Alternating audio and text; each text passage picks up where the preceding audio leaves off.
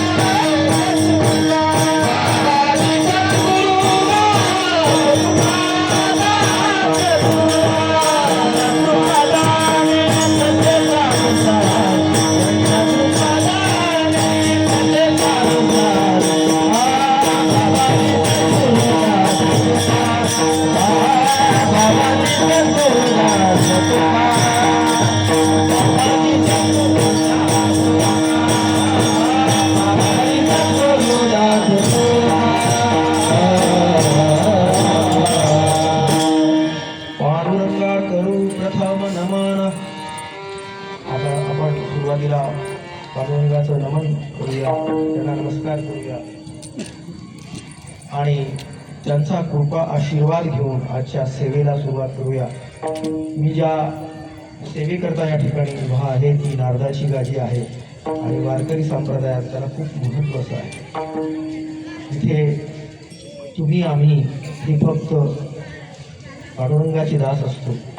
वारकरी संप्रदायामध्ये सर्वजण समान असतात, समभावनेनं काम करतात, समत्व पातळीवर येऊन विचार करतात। या अभंगाचं चिंतन करत असताना मला आणखी एक गोष्ट या ठिकाणी मुद्दाम म्हणून नमूद करावीशी वाटते की अशा प्रकारचे कार्यक्रम मुंबई शहरात घेणं हे मोठे धाडस आहे। कारण ही अत्यंत गजबजलेलं शहर आहे। इथं माणसाला दिवसभराची भात असते, सकाळी उठल्यापासून माणसं धावत असतात, संध्याकाळी उशिरा घरी येतात आणि मग पुन्हा दुसऱ्या दिवसाचं त्यांचं शेड्यूल ठरलेलं असतं. अशा या धकाधकीच्या वातावरणातही काही लोक हे आपली संस्कृतीचं जतन करण्याचं काम करतात, आपल्या परंपरेचं जतन करण्याचं काम करतात. अशा मंडळीने एकत्र येऊन हा कार्यक्रम ठेवलेला आहे. प्रथम मी त्यांचं अभिनंदन करतो, त्यांचं कौतुक करतो की अशा पद्धतीचा कार्यक्रम त्यांनी घेतलेला आहे. या कार्यक्रमाला मला या ठिकाणी आपण बोलावलं त्याबद्दल मी तुमचा ऋणी आहे. ही सेवा आजची मला तुम्ही दिली, कारण पांडुरंगाची सेवा करायला मिळणं देखील एक भाग्य लागतं आणि ते भाग्य दुःखाच्या आणि धकाधकीच्या वातावरणात मी या ठिकाणी सेवेसाठी उभा आहे की असं वाटतं की करून काहीतरी येऊन पडते आपल्याकडे.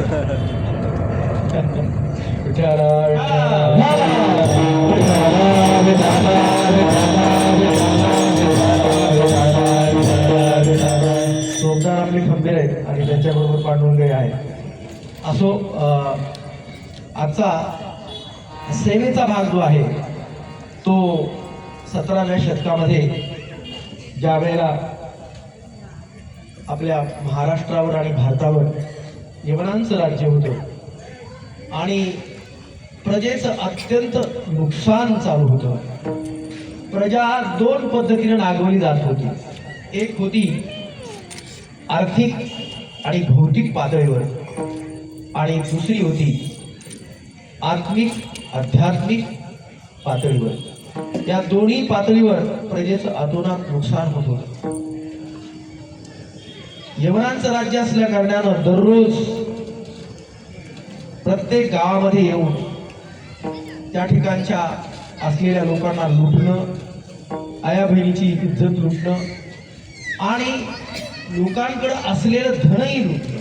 त्याचबरोबर जे लोक संस्कृतीची आराधना, भगवंताचं नामस्मरण करत होते अशा लोकांच्या नामस्मरणात देखील अडथळे आणणं, अशा पद्धतीचा तो काळ होता. आपलं भाग्य आहे की आपण स्वातंत्र्यामध्ये जन्माला आलो आणि स्वातंत्र्याची फळं काय असतात ती आपण आज उपभोगत आहोत. स्वातंत्र्यामुळे तुम्हा आम्हाला अशा पद्धतीचे कार्यक्रम घेता येऊ शकतात.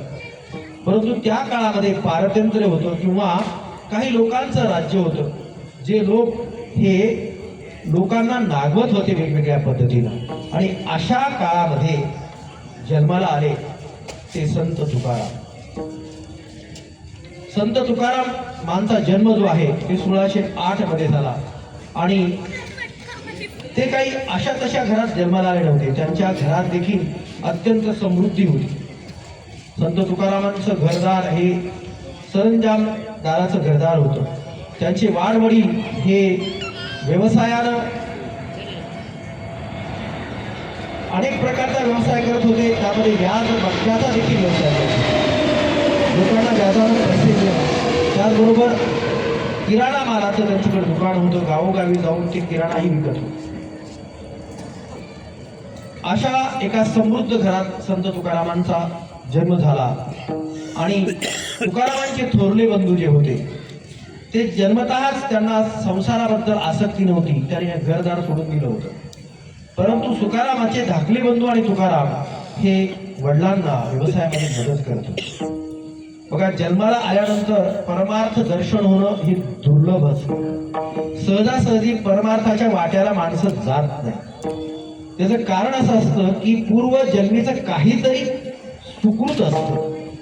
पूर्वजन्मीची पुण्याई लागते तेव्हा कुठं आपण चांगल्या दिशेला जात असतो. आपल्या जीवनाची नौका किंवा आपल्या जीवनाचा मार्ग हा सन्मार्ग बनलेला असतो किंवा सत्संगतीला आपण लागलेला असतो. जन्मोजन्मी आम्ही बहु पुण्य केले तेव्हा या विठ्ठले कृपा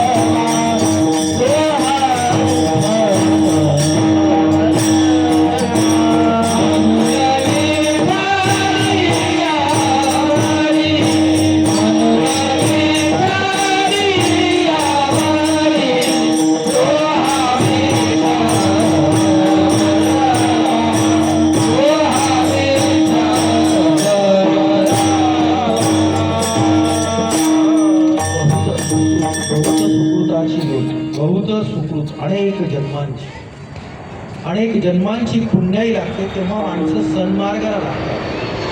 आयुष्य हे काय आहे? कर्मफळ आहे. सकाळी उठल्यापासून आपण अनेक कर्म करत असतो की संध्याकाळी झोपेपर्यंत. या कर्मातून आपण जे मिळवत असतो ते पाप आणि पुण्य. चांगल्या कर्मातून मिळतं ते आपण त्याला पुण्य म्हणतो आणि वाईट कर्मातून दुष्कर्मातून मिळतं ते पाप. आता ते तीन प्रकारे घडत असतं. एक असतं शरीरानं, एक असतं मनानं आणि एक असतं बोलून. त्याला काया वाचा मने असं म्हणतात. तर आपण या तीन पद्धतीनं आपण प्रत्येक वेळेला प्रत्येक क्षणाला कृती करत असतो. त्या कृतीतून निर्माण काय होतं तर पाप आणि पुण्य किंवा चांगला भाग आणि वाईट भाग. जसं आपण दररोजचं कर्म करत असताना धनार्जन करत असतो. कधी कधी मिळतं, कधी कधी मिळत नाही. कधी कधी फायदा होतो, कधी कधी नुकसान होतं. परंतु सत्कर्मातून मात्र सदैव फायदाच होतो आणि दुष्कर्मातून नेहमी नुकसानच होत असतं. तर आपलं कर्म हे खूप महत्वाचं आहे. आणि तुकोबांच्या वाट्याला आलेलं कर्म जे होतं तो व्यवहार होता. प्रपंच करत असताना तुकोबा हे व्यवहार करत होते, व्यवसाय करत होते आणि त्या माध्यमातून कर्म करत होते. परंतु तुकोबांचा अनेक जन्मोजन्मीची पुण्याई होती. योगायोगानं दुष्काळ पडला आणि तुकोबान हे त्या ठिकाणच्या लोकांचं जे दुःख आहे आजूबाजूच्या लोकांचं त्यांना लोक ही दुष्काळानं गांजलेली होती. घरात अन्नांचा कण राहिलेला नव्हता. परंतु तुकारामांच्या घरामध्ये पुष्कळ अन्नधान्य होतं, द्रव्य होतं. अनेक लोकांच्या जमिनी त्यांच्याकडे गहाण पडलेल्या होत्या. तुकारामांना ते बघून खूप वाईट वाटलं. जनावरं मरतायत, माणसं मरतायत, अन्नान्न दशा लोकांची झालेली आहे. अशा वेळेला तुकारामांना एक विरक्ती आली, त्याला वैराग्य आलं की हे काय चाललेलं आहे की आपण जगायचं तर फक्त आपणच जगायचं, चला जाऊ द्या, आपण सगळ्याबरोबर जगू, सगळे मरतील तर आपण मरूया. अशा या न्यायानं तुकारामांनी स्वतः जवळचं जे धनधान्य आहे ते लोकांसाठी त्याची भांडार जे आहे ते उघडं करून दिलं. लोकांना धनधान्य वाटलं. आता बघा, मी संत तुकारामानंतर ही छत्रपती शिवाजी महाराजांकडे येणार आहे. दोघांची वृत्ती समान होती. दोघांची वृत्ती समान होती. इथे तुकारामांनी स्वतःचं घरदार प्रपंच सगळा लुटला आणि विरक्त झाले आणि ते 12 वर्ष भंडाऱ्यावर सतत देवाचं नामस्मरण करत होते, विठ्ठलाचं नामस्मरण करत होते. त्यांची पत्नी जिचं नाव ही जिजाबाई, जिजाई नाव होतं त्यांचं. पत्नीचं नाव जिजाई. तुकारामांच्या आणि छत्रपती शिवाजी महाराजांच्या जीवनामधल्या या दोन महान स्त्रिया होत्या. जिजाईंचं कौतुक करावंसं तेवढं थोडं आहे. त्यांना तुकाराम हे विठ्ठल भक्तीनं बांधलेलं गेलेलं आहे, विरक्त झालेलं. हे कुठल्याही पत्नीला आवडेल असं नाहीये की प्रपंच सोडून द्यायचा आणि परमार्थच करत बसायचा अहोरात्र, बरोबर की नाही? तर सगळ्या बायका तुम्हाला सांगा, आम्हाला सगळ्यांना बाहेर काढतील करायच्या की आता बस झालं. परंतु तुकारामांचं तसं नव्हतं. जिजाई त्यांच्यावर अतोनात प्रेम करत होते. आणि बघा कसं होतं की विठ्ठलाचा ध्यास तुकारामांनी घेतला होता आणि तुकारामाचा ध्यास जिजाऊंनी घेतला होता. विठ्ठला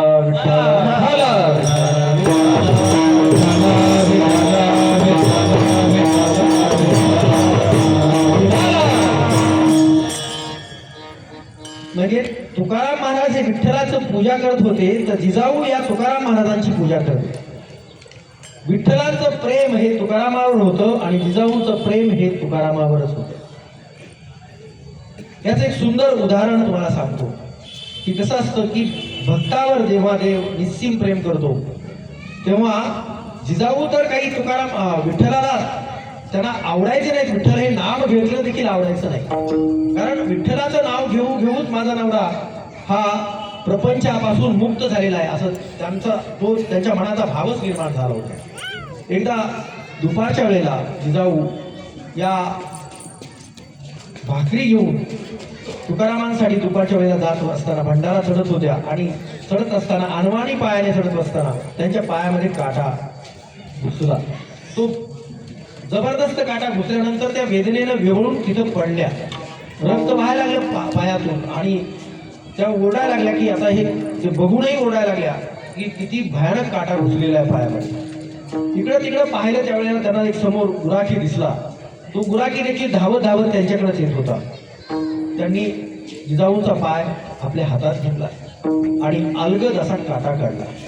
काटा काढल्यानंतर जिजाऊंना वाटलं की इतक्या झाला घरी काटा काढून. त्यांनी विचारलं तर तो म्हणाला, हो झाला काटा काढून. अरे किती अलगद काटा काढला असतो. आणि ज्या गुराख्यानं हातात पाय घेतला होता त्या गुराख्याला बघून जिजाऊनं विचारलं, आता कोणी आपल्यावर उपकार केल्यानंतर माणूस तुझं नाव विचारतं ना, तर तसं त्यांनी विचारलं की तुझं नाव काय. तर तो म्हणाला विठोबा. जसं त्याने नाव विठोबा असं म्हटल्यानंतर हात मेला, माझा पाय सुद्धा असं म्हटलं गेलं. कारण विठोबाचं नाव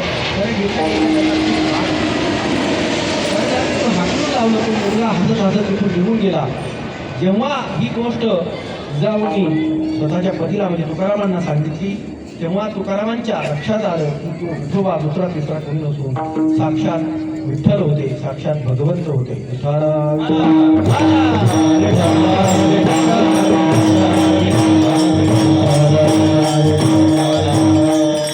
मला या ठिकाणी एक मुद्दा असा सांगायचा आहे की ज्या विठ्ठलाचा ध्यास हा तुकारामांनी घेतला होता त्याला अगोदर दर्शन न देता अगोदर जिजाऊंचे पाय विठ्ठलाने हातात घेतले. हे जिजाऊंचं सामर्थ्य होतं.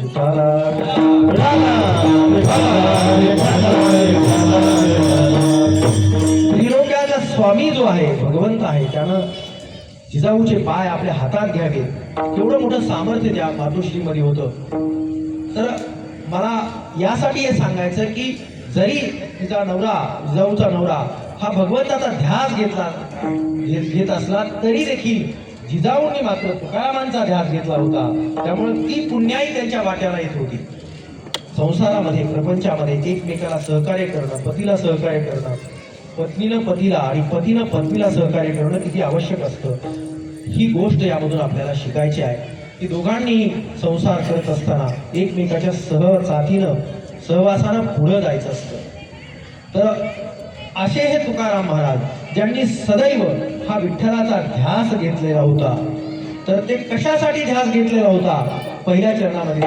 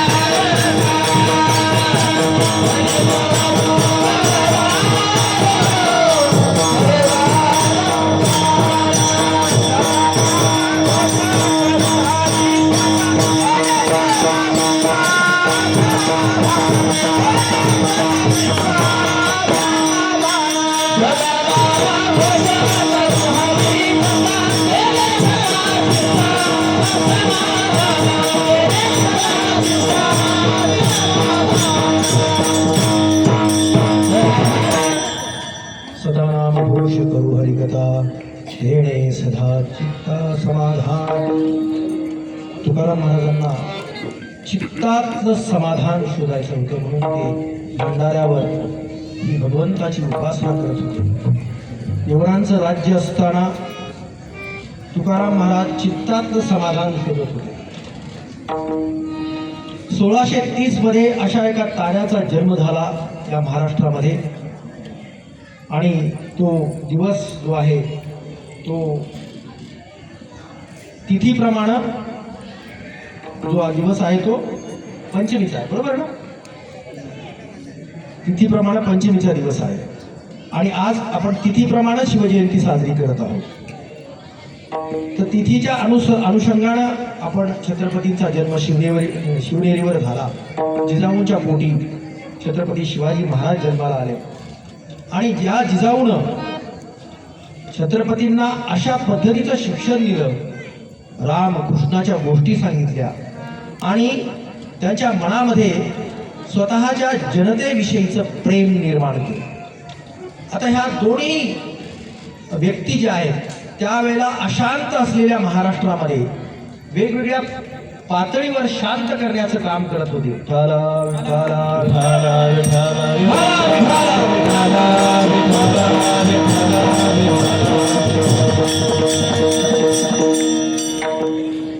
छत्रपती शिवाजी महाराजांनी अवघ्या 15व्या वर्षी तोरणा घेतला. 15 वर्ष हे आपल्या लहान मुलांकडे आपण बघितलं तर 15 वर्षाच्या वयामध्ये त्याला काहीतरी कळतं, जाण तरी असते का? साधारणतः 8वी 9वीला ती मुलं असतात.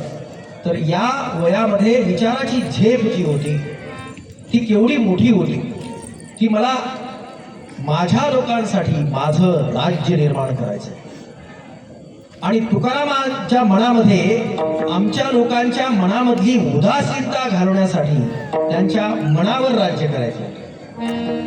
दोघांचं कार्य हे वेगवेगळ्या पातळीवर जरी चालत असलं तरी दोघांचं कार्य हे जनतेसाठी चालू होतं. हा महत्वाचा मुद्दा आहे.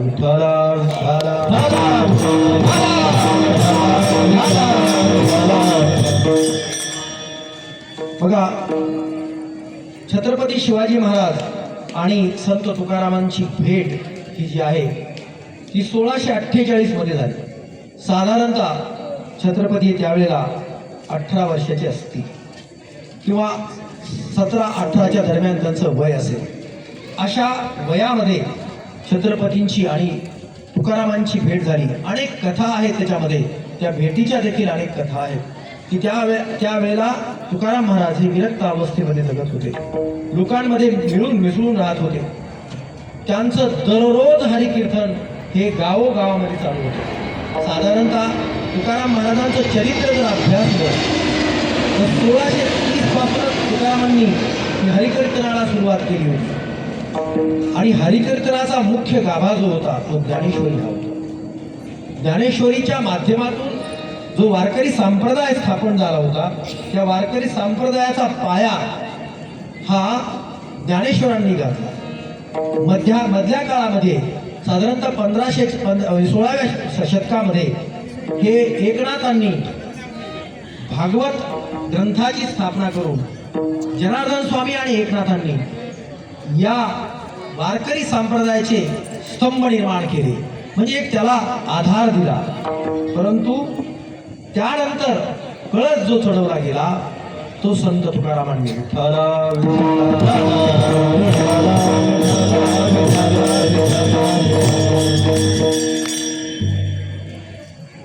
ज्या वेळेला या देशामध्ये वेगवेगळ्या लोकांचं राज्य होतं, परंतु हे राजा या शब्दाला जागत नव्हते असं म्हणलं हरकत नाही. राजा म्हणजे जनतेचा मायबाप असतो. राजा म्हणजे जनतेचा पालन पोषण करणारा असतो. तो जेव्हा राज्यपदाची शपथ घेतो किंवा राज्य कारभार स्वीकारतो त्यावेळेला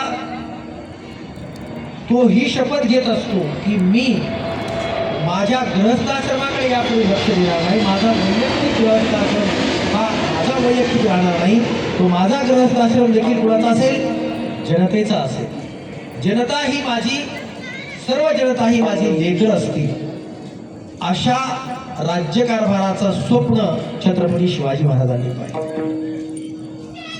आणि संत तुकारामांनी काय केलं? तेच केलं. की ही जनता भोळी भाबडी आहे, ती मनातून उदास झालेली आहे.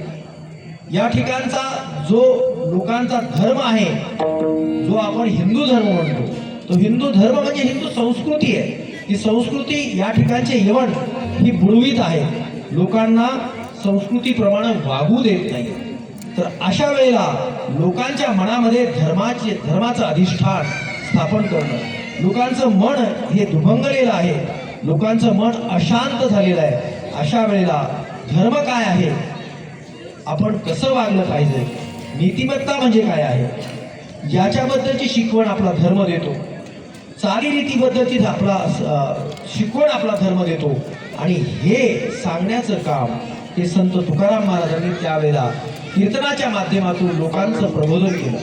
अनिष्ट रूढी, परंपरा, अंधश्रद्धा यावर संत तुकारामांनी घाव घातले आणि लोकांना सांगितलं की अनिष्ट रूढीच्या पाठीमागे लागू नका, तो तुमचा धर्म नाहीये.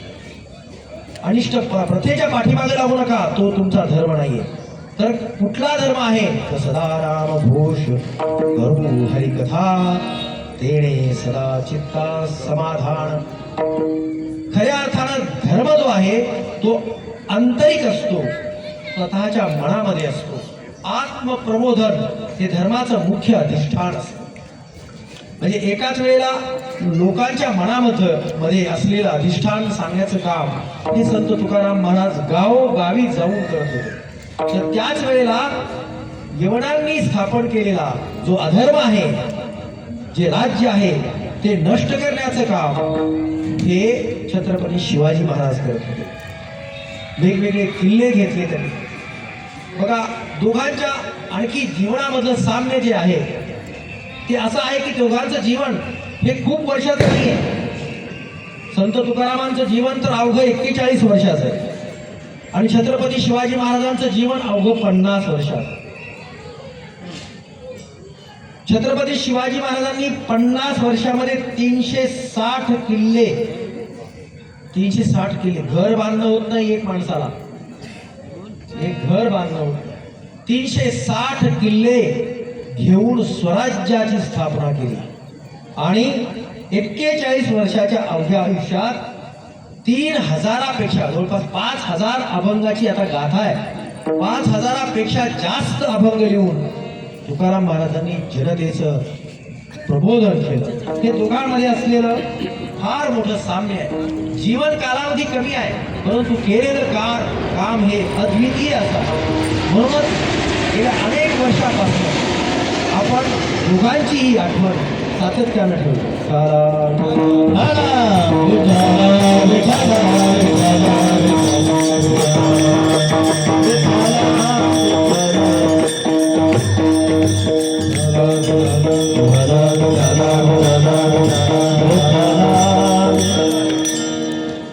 दोघांनाही समान पातळीवर त्रासही झाला. कुणाकडून त्रास झाला? स्वकीयाकडून त्रास झाला. छत्रपती शिवाजी महाराजांना स्वतःच्याच जवळच्या लोकांनी त्रास दिला. त्यांना स्वराज्य उभा करू नये यासाठी प्रयत्न केले. आणि तुकारामांना देखील त्रास स्वतःच्या जवळच्याच लोकांकडून झाला. त्यांनी अभंग निर्माण करू नयेत अशा पद्धतीचा त्रास लोकांनी दिला. परंतु छत्रपतींनी स्वकीयांचा बंदोबस्त केला, तो वेगळ्या माध्यमातून. एकानं शक्तीच्या माध्यमातून बंदोबस्त केला, तर दुसऱ्यानं भक्तीच्या माध्यमातून बंदोबस्त केला. दोघांचं सामर्थ्य हे एकच होतं, फक्त आपल्याला नावं भिन्न दिसतील.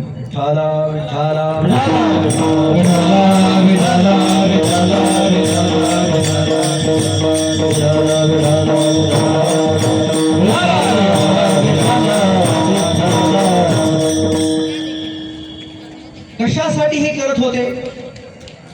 हे एवढं जे चाललेलं होतं, छत्रपती शिवाजी महाराजांनी स्वराज्याची स्थापना केली. कुणासाठी केली? तर सर्वसामान्य लोकांसाठी.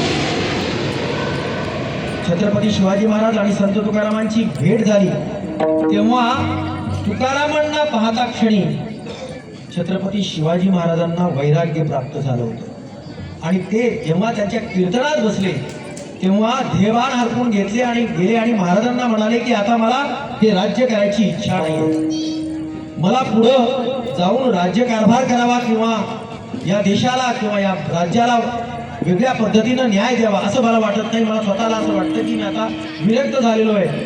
तेव्हा संत तुकारामांनी छत्रपतींचं मन हे वळवलं. त्यांनी सांगितलं की तुमचं कर्तव्य कर्म जे आहे तोच तुमचा देव आहे. मी भक्ती करतोय ही देवाची आराधना आहे. तुम्ही स्वराज्य स्थापन करताय ती देखील एका अर्थानं देवाचीच आराधना आहे.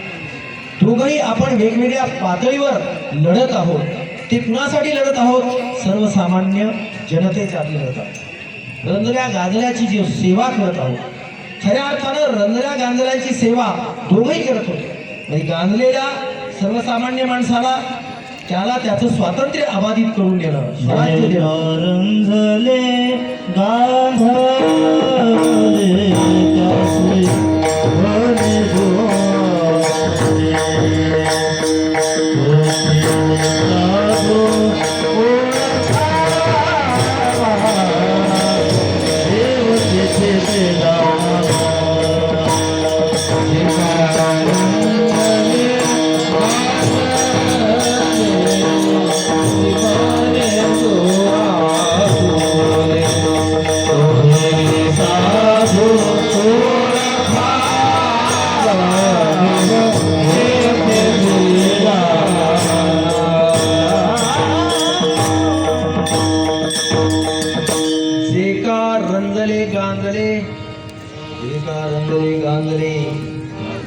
त्यासी म्हणे जो आपुले तोची साधू ओळखावा देव तेथेची जाणावा. रंजल्या गांजल्यांची सेवा करणं हे सेवा हा देखील एक धर्म आहे. राज्यकारभार करणं हा देखील धर्म आहे. भक्तीनं नामस्मरण करणं देखील हा देखील धर्म आहे. आपलं कर्म नित्यनेमानं करणं हा देखील धर्म आहे. जे जे कर्म आपण करतो त्यामध्ये आपला धर्म आपण पाहावा. तो कशा रूपाने पाहायला पाहिजे? कर्म करत असताना सचोटी, प्रामाणिकपणा, कर्माप्रती असलेली आपली निष्ठा हाच खरा देव आहे आणि त्यातून आपल्याला पुण्य मिळणार आहे. फक्त पुण्य मिळत असताना तुम्ही सकाम कर्म करता का निष्काम कर्म करता याला आपल्या अध्यात्मामध्ये खूप महत्व आहे. म्हणजे तुम्ही सकाळी उठल्यानंतर तुम्ही माझ्या कर्मासाठी निघालेला आहात घराच्या बाहेर. जे कर्म असेल त्या कर्मासाठी निघत असताना तुम्ही परमेश्वराला नमस्कार केला आणि म्हटलात हे परमेश्वरा मी माझ्या कामासाठी निघालेलो आहे, अर्थात सत्कर्मासाठी निघालेलो आहे आणि हे कर्म तुम्ही जे दररोज करता. मग माझी माऊली ही स्वयंपाक करत असेल किंवा एखादा पुरुष हा एखाद्या कार्यालयात जाऊन काम करत असेल, त्याचं जे कर्म आहे ते कर्म माझं कर्म माझ्या हातून प्रामाणिकपणे पार पडू दे. अशा पद्धतीची जो देवाला सकाळी प्रातःकाळी नमस्कार करून सुरुवात करतो दिवसाची आणि दिवसाचा शेवट ज्यावेळेला करतो त्यावेळेला तो पुन्हा संध्याकाळी येऊन घरातल्या देवासमोर हात जोडतो आणि म्हणतो हे भगवंता मी माझं नित्यनियमित कर्म केलेलं आहे. आता या नित्यनियमित कर्मामधून जे काही चांगलं झालं असेल ते तुझं आहे आणि जे वाईट माझ्या हातून घडलं असेल ते माझं आहे. या कर्मातून जे फळ निर्माण होईल. आता बघा भक्त जो असतो जो निष्काम उपासना करतो तो देवाला काही ना काही मागत असतो. जो सकाम उपासना करत असतो तो मागत असतो, निष्काम उपासना करत असतो तो काही मागत नाही. सकाम उपासना करणारा भक्त देवासमोर जातो आणि त्याला म्हणतो, त्याला की आपण नवस करणे असं म्हणतो की हे देवा मी तुला एवढा एवढा नवस करतो, एवढं एवढं दान देईल, एवढे एवढे पैसे देईल, काय ज्या वेगवेगळ्या पद्धतीनं असेल सांगत असेल तो म्हणतो की हे मी तुला देईल, तू मला असं होऊ देत किंवा माझा मुलगा पास होऊ दे, माझ्या मुलाला चांगले मार्क मिळू देत. बरोबर की नाही? वेगवेगळ्या पद्धतीनं आपण देवाची आराधना करत असतो. परंतु ही झाली सकाम उपासना. परंतु निष्काम उपासना म्हणजे काय? तर हे परमेश्वरा मी तुझ्यासमोर आलेलो आहे, मी तुझा आहे आणि तुझा आहे म्हणूनच काम करतोय, आणि जे काम करतोय त्याच्यामधून जे चांगलं होईल ते तुझंच आहे, आणि जे वाईट होईल ते देखील तुझंच आहे. विठ्ठला विठ्ठला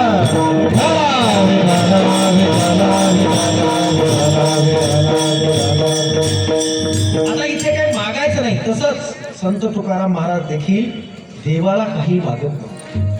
निष्काम उपासना होती. एका बाजूला निष्काम उपासना, निष्काम भक्ती होती. आता दुसऱ्या बाजूला आपण बघायला गेलं तर हे राज्य व्हावे ही श्रींची इच्छा, हा मंत्र, मूल मंत्र संत तुकारामांनी हा दिला होता तो छत्रपती शिवाजी महाराजांना. ज्यावेळेला ते विरक्तीत गेले त्यावेळेला ते म्हणाले की महाराज तुमचं काम हे स्वराज्य मिळवणं, ते राज्य स्थापन करा. तुम्ही या जनतेला यवनांच्या तावडीतून बाजूला करा, सोडवा, स्वतःचं राज्य स्थापन करा. आणि हे राज्य व्हावं असं कुणाची इच्छा असेल तर ती श्रींची इच्छा आहे. श्री म्हणजे कोण? भगवंत. आणि त्याची इच्छा आहे तुम्ही हे राज्यकारभार करावा, तुम्ही स्वराज्याची स्थापना करा आणि जनतेला एक चांगला राजा मिळू दे, अशा प्रकारचा उपदेश हा संत तुकारामांनी हा छत्रपती शिवाजी महाराजांना केला. म्हणजे साधारणतः 1648 मध्ये जो उपदेश केला तो उपदेश पुढे छत्रपतींनी त्याच माध्यमातून पुढे गेले आणि स्वराज्याची स्थापना केली. स्वराज्याची स्थापना करत असताना ती सर्वसामान्य माणसासाठी आपलं स्वराज्य कसं राहील, म्हणजे छत्रपती शिवाजी महाराज एवढंही बारकाईनं बघायचे की त्यांचा जे सैन्य तळ आहे तो सैन्य तळ जर एका ठिकाणाहून दुसऱ्या ठिकाणी गेला तर शेतकऱ्याच्या अन्नधान्य उभा असलेल्या पिकाला तुम्ही जाताना तिथून घोड्यावरून जात असताना पिकाचं नुकसान होणार नाही, लोकांचं नुकसान होणार नाही याची काळजी घ्या. संध्याकाळी झोपत असताना जो दिवा लावलेला आहे त्या दिव्यानं वैरण काडी पेटू नये याची काळजी घ्या, कारण शेतकऱ्याकडं बैल आहेत, गायी आहेत, म्हशी आहेत, तर त्यांना खाण्यासाठी ती वैरण असते. तुम्ही एवढी काळजी छत्रपती शिवाजी महाराज ही जनतेची करत होते. म्हणजे एका बाजूला एका भक्ती या अर्थानं वैराग्य होतं, तर निष्काम उपासना, निष्काम भक्ती. तर दुसऱ्या बाजूला छत्रपती शिवाजी महाराज कुणासाठी करत होते तर ते सर्वसामान्य माणसासाठी करत होते. स्वतः कष्ट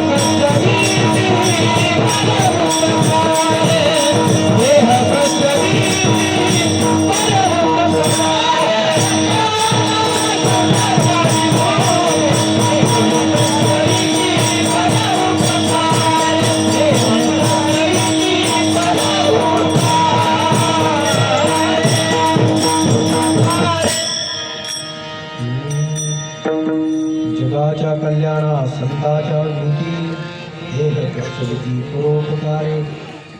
मग आपण म्हटलो होतो की रंजला गांजरांची जो सेवा करतो, आणि इथं काय म्हटलेलं आहे जगाच्या कल्याणा. आता संत कुणाला म्हणायचा हा प्रश्न निर्माण होतो की संत कोण, तर दोन्ही बाजूला दोन्ही ठिकाणी तुकाराम महाराज सांगतात की संत त्याला म्हणावं ज्याचा देह हा जनसामान्यासाठी लोक वेचतात तो खरा संत. स्वार्थासाठी जगतो किंवा कपडे संतांचे घालतो म्हणजे संत होऊ शकत नाही. जसं नुसतंच माळ घातली म्हणून वारकरी होऊ शकत नाही. तर वारकाची एक उपासना आहे, नित्य उपासना आहे. वारकरी कधी खोटं बोलत नाही, बरोबर की नाही? चालतंय का आपल्याकडे? बरोबर. वारकऱ्याचा धर्म हा नीती, प्रतिष्ठा, निष्ठा यानं सदैव भरलेला असतो. तो लोकांसाठी जगत असतो.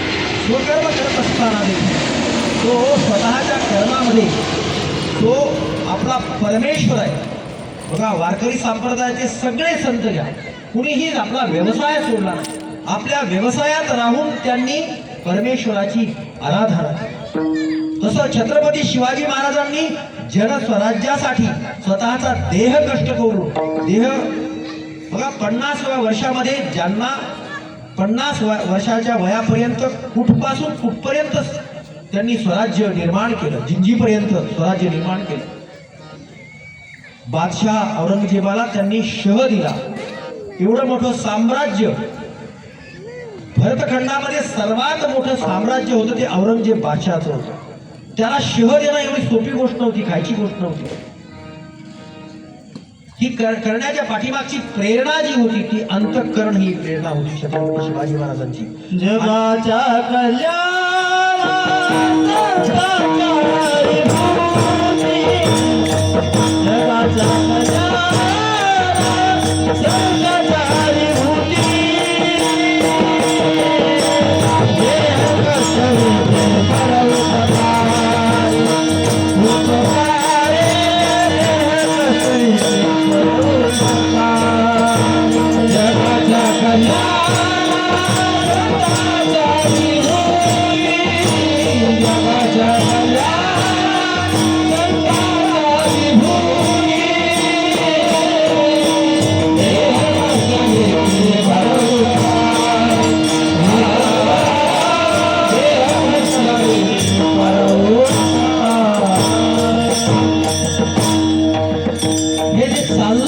कोणासाठी चाललं होतं? सर्वसामान्य माणसासाठी चाललं होतं.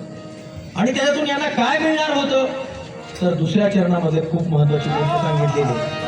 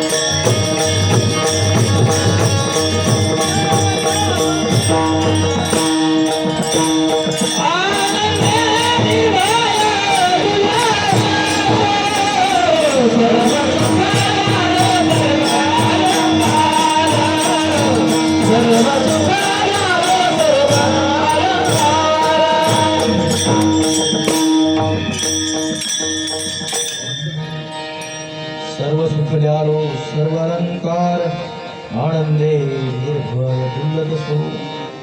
जे हे करायचं होतं ते लोकांसाठी करायचं. त्यानं काय मिळणार होतं? तर सुख मिळणार होतं. आणि सुखासारखा दुसरा अलंकारच असू शकत नाही.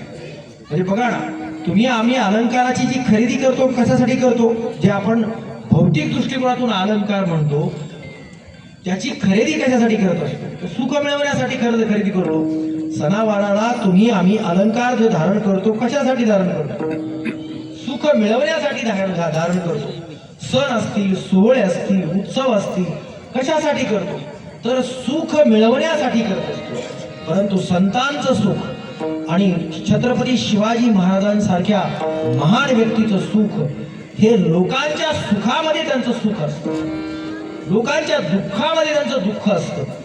तर अशा पद्धतीनं जनसामान्यामध्ये मिसळलेले हे दोन विचार प्रवाह होते.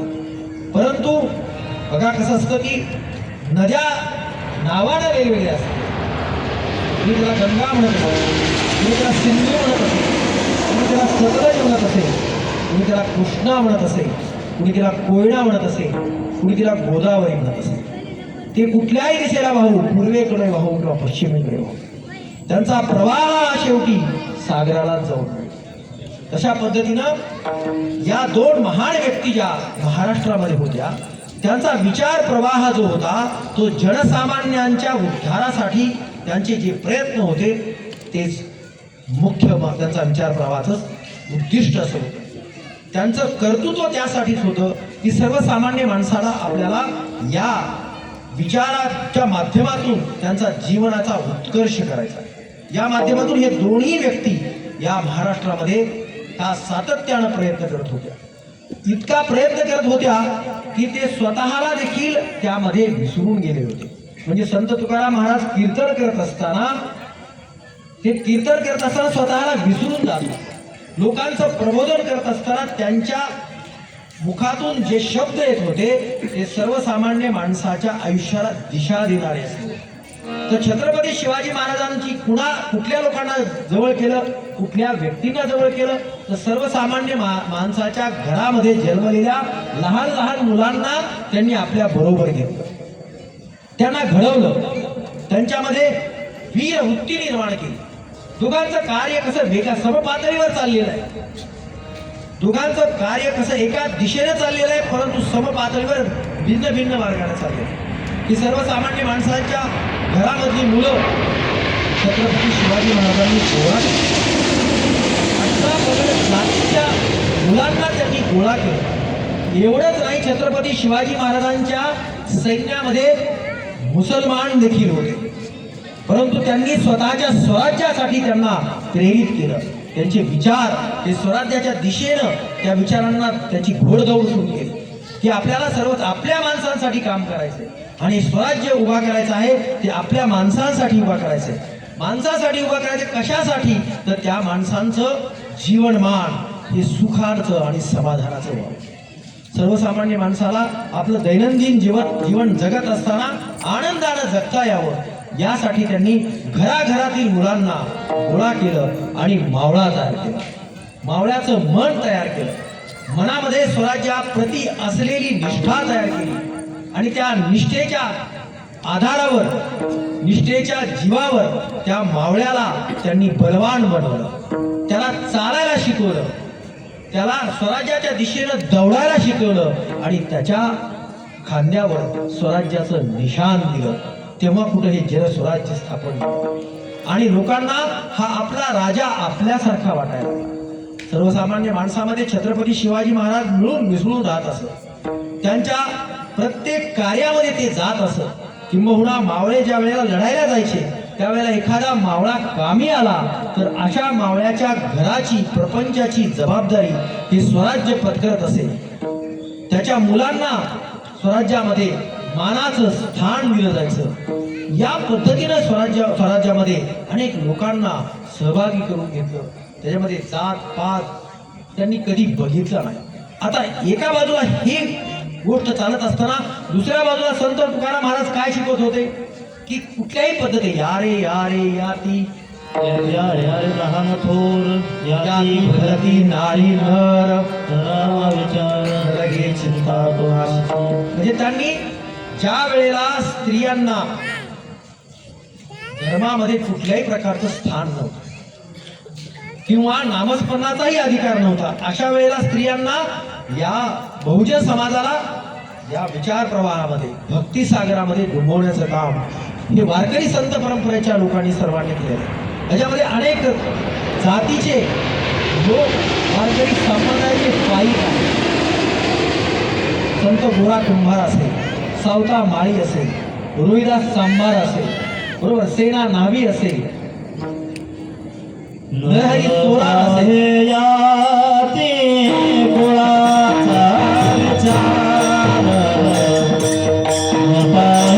याती कुळाचा विचार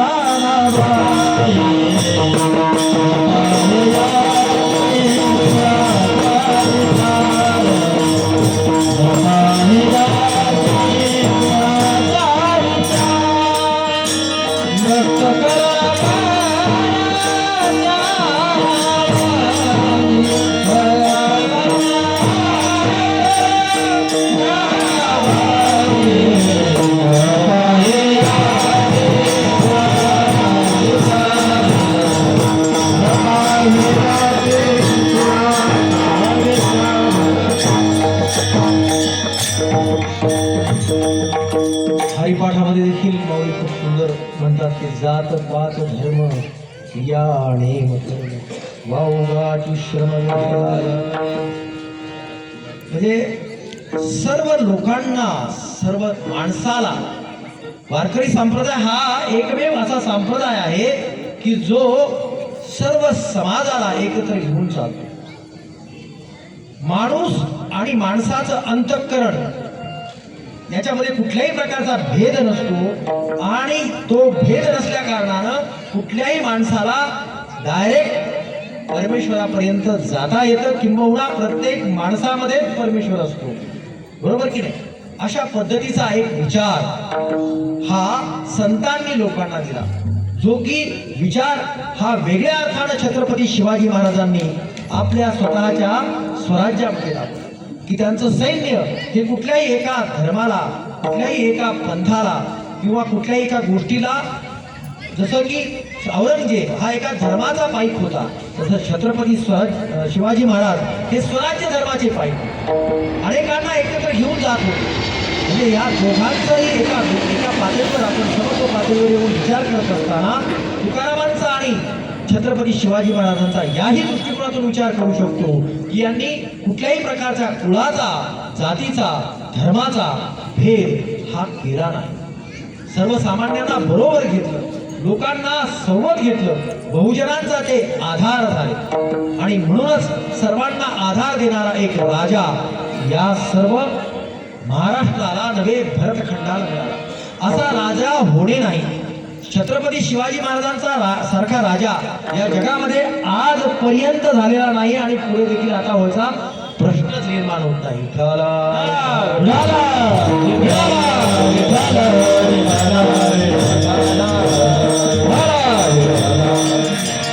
छत्रपती शिवाजी महाराजांचं दुसरं एक वैशिष्ट्य होतं की जो काही स्वराज्याचा खजिना असेल तो खजिना हे फक्त स्वराज्याच्या कामासाठीच लागला जायचा.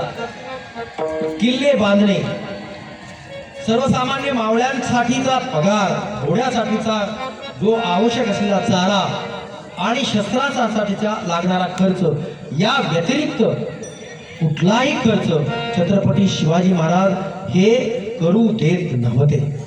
अशा पद्धतीचा राजा होणे नाही, कारण त्यांनी नेहमी एक गोष्ट पाहिली की आपल्याला या सर्वसामान्य माणसांना पुढे घेऊन जायचं असेल आणि या राज्याचा विस्तार करायचा असेल तर सगळ्या लोकांना असं वाटलं पाहिजे की हे राज्य जे आहे ते आमचं आहे, आमच्या राजाचं राज्य आहे, त्या राजाच्या राज्यामध्ये माझाही अधिकार आहे. ही भावना सर्वसामान्य लोकांच्या मनामध्ये निर्माण झाली. त्यांच्या मनामध्ये शिवाजी महाराजांच्या बद्दल एक विश्वास निर्माण झाला होता. महत्वाची आणखी एक गोष्ट अशी होती की तत्कालीन परिस्थितीमध्ये राजा हा कधी लढायला उतरत नव्हता. राजा हा कधी लढायला उतरत नव्हता किंवा मोहिमेवर जात नव्हता. तर मोहिमेवर कोण जायचं? सरसेनापती जायचे. छत्रपती शिवाजी महाराजांनी हा रिवाज मोडीत काढला. अफजल खानाला स्वतः भेटले आणि त्यांचं महत्वाची गोष्ट अशी होती की एखादी भेट किंवा एखाद्या व्यक्तीवर त्यांना हल्ला करायचा असेल, त्याला नेस्तनाबूत करायचं असेल तर त्यांचा विचार हा खूप महत्वाचा होता. सुरुवातीचा छत्रपती शिवाजी महाराजांना अफजल खानाला त्यानं अखंड महाराष्ट्रामध्ये धुमाकूळ घातला होता. आई भवानीचं मंदिर मोडून टाकलं होतं, मूर्तीची विटंबना केली होती. तुळजापूरचा म्हणजे जे की सर्व महाराष्ट्राला प्रिय असलेली देवी, तिच्या मंदिराचा विध्वंस करणं हे सर्वसामान्य माणसाला न पटणारं होतं. आणि ते का करत होता तो? कारण छत्रपती शिवाजी महाराजांनी या ठिकाणी येऊन त्यांच्यावर आक्रमण करावं. परंतु शिवाजी महाराजांना माहित होतं की अफजल खानाबरोबर लाखोची फौज आहे आणि काही हजार मावळे घेऊन त्याच्यासमोर जाण्यापेक्षा त्याला बरोबर ते तावडीत आणत होते आणि त्याला असा पुढे पंढरपूर, पुन्हा कोल्हापूर, घोडत वाई इथपर्यंत नेलं. छत्रपती शिवाजी महाराजांनी त्यावेळेस सांगितलं की मी वाईला तुम्हाला भेटतो. आणि ज्यावेळेला तो वाईला आला अफजल खान, त्यावेळेला त्याने सांगितलं की वाईला यायला मला भीती वाटते, आता आपण प्रतापगडाला यावं. प्रतापगड म्हणजे जावळीचं कोरं. तुम्ही आजही गेलात प्रतापगडाच्या पायथ्याशी तर एवढं घनदाट अरण्य आज आहे, त्या काळात काय असेल. तर अशा या अरण्यामध्ये, निबिड अरण्यामध्ये छत्रपतींनी अफजल खानाची भेट घेतली आणि त्याला त्या ठिकाणी गाठून मारला. बरोबर, त्याचा काटा काढला. छत्रपती शिवाजी महाराज स्वतः लीड करत होते, लीडर होते, नेतृत्व करत होते. त्यामुळं सर्वसामान्य मावळ्यांना त्यांचा हृदय भरून येत होतं की आपण आपला राजा तर आपण हरवणार नाही. कितीतरी वेळा असं झालं की जसं सिंहगड घेण्यासाठी छत्रपती शिवाजी महाराज स्वतः निघाले होते. अशा वेळेला तानाजी मालुसरे त्या ठिकाणी स्वतःच्या मुलाच्या लग्नाची पत्रिका देण्यासाठी आले होते आणि त्यांना माहीत झालं की राजे हे स्वतः सिंहगड घेण्यासाठी, अवघड किल्ला घेण्यासाठी स्वतः जाणार आहे, तर माझा राजा जातोय. ही कल्पनाच त्यावेळेला त्यांना सहन झाली नाही आणि त्यावेळेला ते म्हणाले की माझ्या मुलाचं रायबाचं लग्न आपण नंतर करूया, अगोदर माझा राजा आणि तोही एवढा मोठा किल्ला घ्यायला, तर आम्ही कशासाठी आहोत. तर हा बाणेदारपणा, आपल्या राजावरचं निस्सीम प्रेम, त्याच्याबद्दलची असलेली निष्ठा आणि लाख मेले तरी चालतील परंतु लाखाचा पोशिंदा मेला नाही पाहिजे, ही वृत्ती ही मावळ्यांची कुणी तयार केली, महाराजांनी तयार केली. त्याचं कारण असं होतं की महाराजच स्वतःच्या समर्पणाच्या भावनेतून काम करत होते. महाराज हे जेव्हा काम करत होते तेव्हा ते स्वतःचं देहभान विसरून काम करत होते. अगदी पुण्याचाच प्रसंग घ्यायचा झाला तर शाहिस्ते खान पुण्यामध्ये येऊन बसलेला होता आणि तो इथून जायला काही तयार नव्हता. पुण्यामध्ये त्यांनी ठाण मांडलं होतं. त्याला माहिती होतं की जसा अफजलाला जरी मारला शिवाजी महाराजांनी तिकडं उन्हाळ्यात घेऊन प्रतापगडाच्या पायथ्याशी नेऊन मारला, तसं मला देखील तिकडे घेऊन मारतील त्यापेक्षा मी इथंच बरा आहे. म्हणून तो काही पुणे सोडत नव्हता. पुण्यामध्ये येऊन अफजल खानावर स्वारी करणं ही सोपी गोष्ट नव्हती, कारण त्यावेळेला अफजल खानाकडे 1.5 लाख फौज होती आणि 1.5 लाख फौजेचा सामना पुण्यामध्ये येऊन करणं 40-50 हजार घोडदळाशी ते हे अवघड होतं. अशा वेळेला महाराजांचं स्वाऱ्या ज्या असतात अनेक युक्त्यांनी देखील भरलेला. त्यांनी अशा पद्धतीने मोहीम आखली की रात्रीच्या वेळेला त्या गावामध्ये उत्सव चालू आहे असं दाखवून आपल्या बरोबरचे फक्त 400 मावळे घेऊन गेले होते महाराज आणि 400 मावळे घेऊन जाऊन फक्त 20 मावळ्यांना घेऊन ते अफजल खानाच्या शाहिस्ते खानाच्या महालापर्यंत गेले होते. केवढं मोठं धारिष्ट्य होतं की लाखोची फौज बाहेर उभी आहे. अशा वेळेला फक्त 20 मावळ्यांना घेऊन अफजल खानाच्या महालात जायचं आणि तिथं गाठून त्याला मारायचा प्रयत्न करायचा शाहिस्ते खानाला. शाहिस्ते खानाचं नशीब बलवत्तर, त्याने खिडकीतून उडी मारली आणि स्वतःचा जीव वाचवला. त्यावेळेला महाराजांचा जो घाव आहे त्याच्या मस्तकावर पडणार होता पण तो हातावर पडला आणि त्याची बोट छाटली गेली. 3 वर्ष तो देखील इथं तळ मांडून बसलेला होता. त्या मोहिमेचं नेतृत्व देखील महाराजांनी केलं. तर हे करत असताना देहाची अवस्था विदेहासारखी होत होती की मला स्वराज्य कमवायचं आहे आणि स्वराज्याशिवाय मला दुसरं काहीही दिसत नाही. पुढच्या चरणात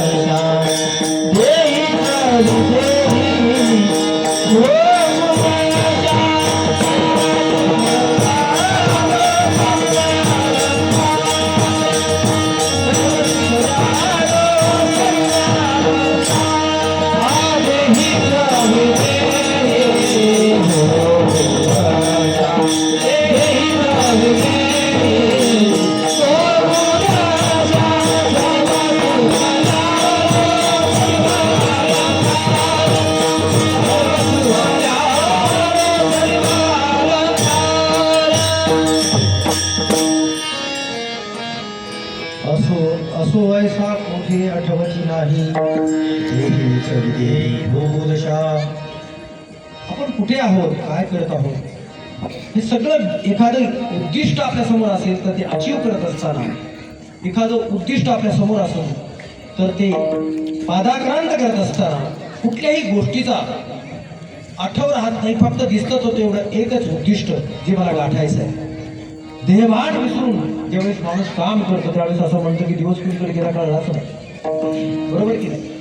आपलं एक वाक्य असतं की जेव्हा आपल्या आवडीचं काम असतं, ते आवडीचं काम करत असताना आपण इतकं तल्लीन होत होतो त्या कामामध्ये की आपण असं नेहमी म्हणतो, किंवा आपल्या आवडीचा मित्र समोर आला, बरोबर की नाही, किंवा आपल्या आवडीची मैत्री समोर आली, बरोबर की नाही, किंवा ताई समोर आली, किंवा अनेक वर्षानं जेव्हा एखादी मुलगी आपल्या आईला भेटायला जाते, त्यावेळेला आईला भेटल्यानंतर तिला अनेक आठवणी दाटून येतात आणि त्या आठवणी दोघी मायलेकी एकमेकाला हे सांगत असताना वेळ कोणीकडे गेलेला आहे ते समजतच नाही दोघींना.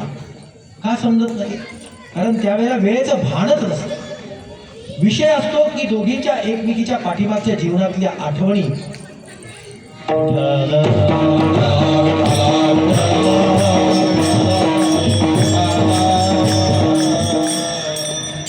मला पण पाण्याची आठवण नव्हती. तर ही दशा जी असते देहाची, ती विदेहामध्ये केव्हा जाऊ शकते? जेव्हा एखाद्या गोष्टीशी आपण तादात्म्य पावतो. एखादा बघा कसं असतं, नाद त्याला ब्रह्म म्हटलेलं आहे, ताल त्याला ब्रह्म म्हटलेलं आहे, स्वर त्याला ब्रह्म म्हटलेलं आहे, शब्द त्याला ब्रह्म म्हटलेलं आहे, बरोबर. आकाश त्याला ब्रह्म म्हटलेलं आहे, अवकाश त्यालाही ब्रह्म म्हटलेलं आहे. तर हे एखादा गायक जेव्हा गायला सुरुवात करतो आणि जेव्हा त्याचा स्वर लागतो त्यावेळेला तो स्वर लागल्यानंतर त्या स्वरामध्ये हरवून जातो. ती त्याची जी अवस्था आहे. एखादा वादक वाजवायला लागल्यानंतर तो काय वाजवतो त्यावेळेला त्याला बोल आठवत नाही, पण तो वाजवत असतो, एवढं मात्र खरं आहे.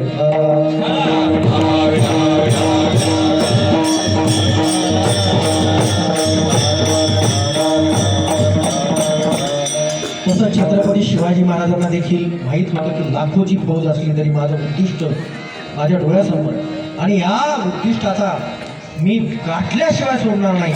आणि अशा पद्धतीनं दोघांच्या वरचा जो हल्ला आहे तो औरंगजेबावरचा फार मोठा घाव. औरंगजेब ह्याची कल्पनाही करू शकत नव्हता की शाहिस्ते खानासारखा माणूस, तो अतिशय हुशार होता. त्यानं पुरंदरच्या झालेल्या युद्धामध्ये बाजीप्रभू देशपांडेला त्याला पाणीपत केलं होतं. इतका हुशार आणि चालाक असलेला शाहिस्ते खान, जडवैया शाहिस्ते खान, त्याला छत्रपतींनी स्वतः येऊन ठोकला. याचा बरं दुसरी गोष्ट, तो औरंगजेबाचा अतिशय जवळचा नातेवाईक देखील होता. तर त्याची भीती औरंगजेबाला एवढी बसली की छत्रपती शिवाजी महाराज असं म्हणत होते की छत्रपती शिवाजी महाराज 25 फूट उंच उडी मारून शत्रूचा निपात करत होते. अशा पद्धतीच्या ज्या वावड्या उठवायच्या ना, छत्रपतींनी त्यांना कधी थांबवलं नाही. त्या तशाच उडू दिल्या, कारण ती एक दहशत निर्माण झाली होती आणि ती त्यांना हवीच होती. अशा पद्धती छत्रपती शिवाजी महाराज गुप्त होत होते. अशा पद्धतीचं एक भूमिका मध्येच उठली. छत्रपती शिवाजी महाराजांना त्याला कधी नकार दिला नाही. का? कारण शत्रूच्या मनात ती दहशत निर्माण झाली पाहिजे. शिवाजी महाराज गुप्तही होता, त्याला जिथं पाहिजे. आता उदाहरणार्थ आग्र्याच्या कैदीतून सुटका ही जवळपास नामुष्की होती. म्हणजे एवढा मोठा वेढा होता. औरंगजेब एवढा मोठा भरतखंडाचा राजा होता, तो साधा सुद्धा माणूस नव्हता.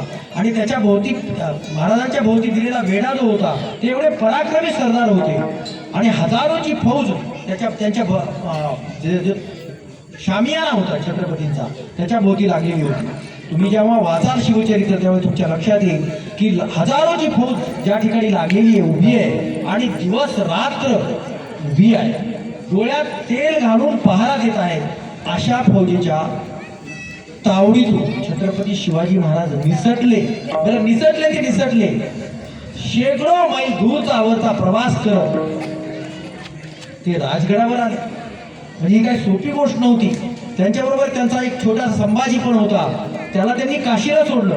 म्हणजे छत्रपतींनी ओळखलं होतं की जसाच मी इथून निघणार तसं ते हे लोक महाराष्ट्राच्या दिशेने शोध करत राहणार. महाराष्ट्राच्या दिशेने शोध करत राहिले. छत्रपती शिवाजी महाराज कुणीकडे गेले? काशीला गेले. म्हणजे त्यांचा शोध दक्षिणेकडे सुरू झाला तेव्हा महाराज कुणीकडे गेले? पूर्वेकडे गेले. आणि ज्या वेळेला शोध थकला त्यावेळेला ते पूर्वेकडून निघाले आणि आपल्या स्वस्थानी जाऊन बसले. त्यांनी एक भूमिका द्यावेला महाराज अशा काही कधी कधी भूमिका स्वतःहून उठवत असत की त्याला शत्रूला त्याचा पत्ताही लागत नसे. की राजगडावर आल्यानंतर त्यांनी सांगितलं की संभाजी महाराज वारले आणि सगळ्यांना दुःख झालं. अगदी स्वतःच्या आईला देखील त्यांनी तेच सांगितलं, जिजाऊंना देखील तेच सांगितलं की संभाजी महाराज हे राहिले नाही, येता येताना ते वारले. आणि जोपर्यंत सुखरूप स्वतःचा मुलगा स्वतःच्या पदरात येत नाही तोपर्यंत त्यांनी ही गोष्ट कुणालाही सांगितली नाही.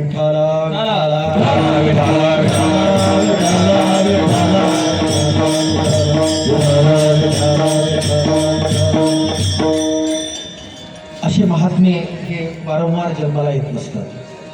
असे महात्मे हे युगपुरुष असतात. बरं, हे स्वतःसाठी काही करतात का?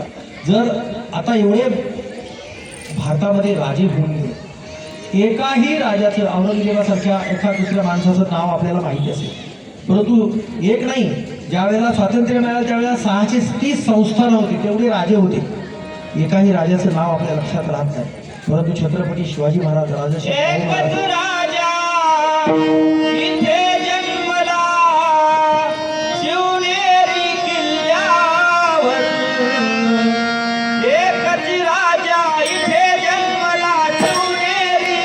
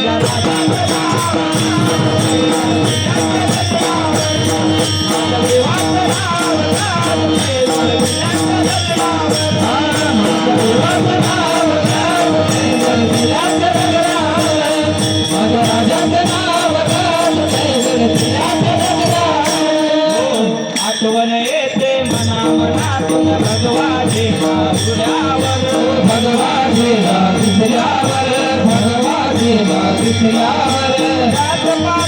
धर्म मानितो जगला माणुसकी, हो जगला माणुसकीवर, हो जगला माणुसकीवर. माझ्या अजीत कटू मरणाच्या रगड्यावर,